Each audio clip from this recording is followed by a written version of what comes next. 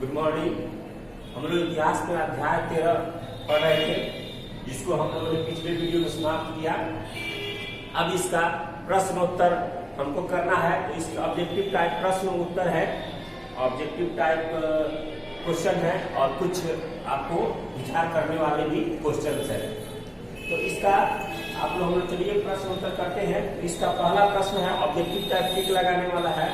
वर्षों पहले हमने भविष्य की को प्रतिज्ञा दी थी, किसके भाषण का अंश है? यानी किन्होंने अपने भाषण में कहा था कि वर्षों पहले हमने भविष्य को प्रतिज्ञा दी थी। तो इसका आंसर पहला का क होगा। आप लोगों को पहला का क होगा महात्मा गांधी। इसका आपका है ऑप्शन। दूसरा है, आजादी के समय भारत के पास कौन सी समस्या नहीं थी? समस्याएं तो बहुत थी, लेकिन क्वेश्चन कर रहा था आजादी के समय भारत के पास कौन सी समस्या नहीं थी। तो इसमें घ आंसर होगा, यानी दूसरा का घ नेतृत्व की समस्या, नेतृत्व की समस्या नहीं थी। और जो देशी रियासतों के विलय, यानी छोटे छोटे प्रजाओं के क्षेत्र थे, उनकी समस्या थी एक साथ करने की। शरणार्थियों की समस्या, लगभग 1 करोड़ जो शरणार्थी आ गए थे, उनको रहने खाने पीने की थी, तो ये तो समस्या थी। पुनर्वास की समस्या, फिर से पुनर्स्थापना की समस्या, ये भी समस्या थी। है नेतृत्व की समस्या, यही एक समस्या नहीं थी, क्योंकि हमारे देश में उसमें नेतृत्व करने वाले कई सारे राष्ट्रवादी नेता मौजूद थे। तीसरा क्वेश्चन है, इनमें से कौन सही नहीं है? इनमें से कौन सही नहीं है? तो आजादी के समय देश की आबादी लगभग 34.5 करोड़ थी, ये सही था। आजादी के समय हमारी आबादी 34 करोड़ थी। ख है, भारत खाद्यान्न के क्षेत्र में आत्मनिर्भर था। यही आप लोगों का आंसर होगा, क्योंकि उस समय भारत खाद्यान्न के मामले में बहुत ही गरीब था। खाने पीने के लिए पूरे देशवासियों को 2 वक्त का सही खाना नहीं मिलता था। तो ये आप लोगों का ख राइट आंसर होगा कि उस समय खाद्यान्न के क्षेत्र में आत्मनिर्भर था। गलत बात है, उस समय भारत आत्मनिर्भर नहीं था। तो इसका होगा चौथा क्वेश्चन है, विभाजन के समय सबसे बड़ी समस्या क्या थी? विभाजन के समय जब भारत पाकिस्तान का बंटवारा हो रहा था, तो उस समय कौन सी सबसे बड़ी समस्या थी? तो ऑप्शन है धार्मिक उन्माद, गरीबी, जातिवाद और बिजली।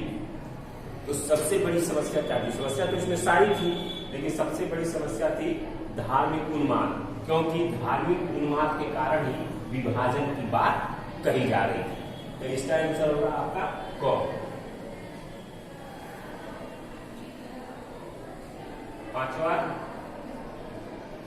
पांचवा नंबर क्वेश्चन है आप लोगों का, भाषा के आधार पर सबसे पहले किस राज्य का गठन हुआ? यानी जब भारत का स्थापना हुआ, तो भाषा के आधार पर किस राज्य का सबसे पहले स्थापना हुआ, किस राज्य का पुनर्गठन हुआ? तो हम लोग पढ़े थे, तो इसका आंसर होगा ग आंध्र प्रदेश। ग आंध्र प्रदेश। छठा नंबर क्वेश्चन है, अगर हिंदी उन पर थोपी गई तो बहुत सारे लोग भारत से अलग हो जाएंगे। ये मैंने आप लोगों को पिछले वीडियो में बताया है, ये किसने कहा था कि अगर हिंदी उन पर थोपी गई? दक्षिण भारत के नेता थे, उनका नाम था कृष्णाचारी। उन्होंने कहा था कि अगर भारत हिंदी भाषा उनकी थोपी गई तो वे लोग अलग हो जाएंगे। तो ये था, इसका आंसर होगा घ।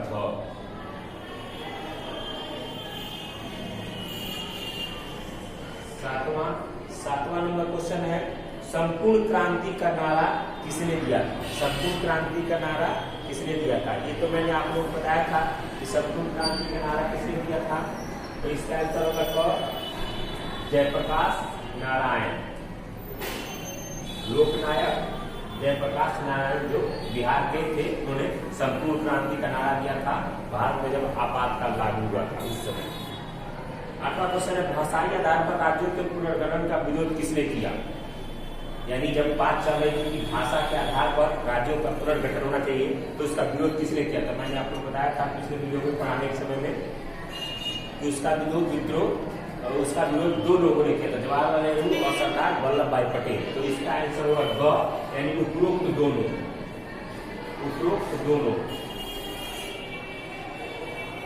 अब है 9वां नंबर क्वेश्चन है पोखरण 1 का परीक्षण किसके प्रधानमंत्री काल में हुआ? पोखरण परमाणु के परीक्षण का एक केंद्र है या मिसाइलों का परीक्षण का केंद्र है पोखरण। दक्षिण भारत में चेन्नई में स्थित है वह स्थान पोखरण नाम से, और वो सबसे पहले एक इंदिरा गांधी के काल में स्थापित हुआ था और दूसरा अटल बिहारी वाजपेयी के काल में स्थापित हुआ था। तो पहला इसमें पूछ रहा है, तो पहला होगा ख इंदिरा गांधी।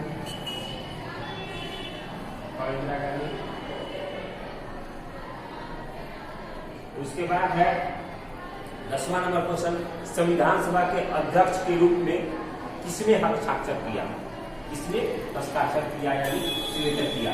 तो संविधान लिखने की जो कमेटी थी उसका अधिकार दिया था भीमराव अंबेडकर को, लेकिन लिखने के बाद जो पूरी सदस्य की जो टीम थी उसके अध्यक्ष थे डॉक्टर राजेंद्र प्रसाद, और उन्होंने साइन किया और उन्हीं के साइन के बाद से संविधान हमारा लागू हुआ।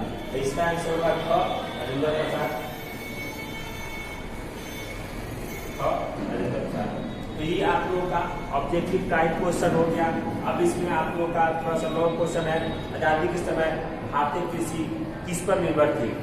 तो आजादी के समय भारतीय कृषि किस पर निर्भर होगी? किसानों पर निर्भर थी, उन्नत किस्म के बीज नहीं थे, हर प्रकार की यहाँ पर कमी थी, अच्छे उत्पादन नहीं हो रहे थे, तो ये मौसम पर निर्भर थी, सिंचाई के लिए पानी मौसम के द्वारा होता था, बारिश पर निर्भर थी, या दूसरे देश पर हम निर्भर थे। दूसरा क्वेश्चन है आजादी के समय सबसे बड़ी समस्या क्या थी?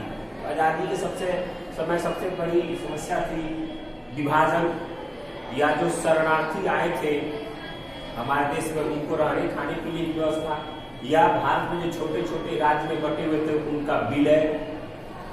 ये 3 सबसे प्रमुख समस्या थी।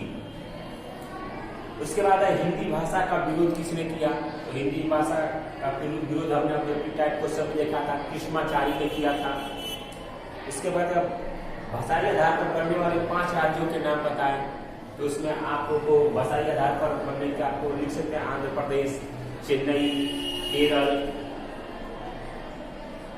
आंध्र प्रदेश, चेन्नई, केरल और हिमाचल प्रदेश, नागालैंड, ये आप 5 लिख सकते हैं।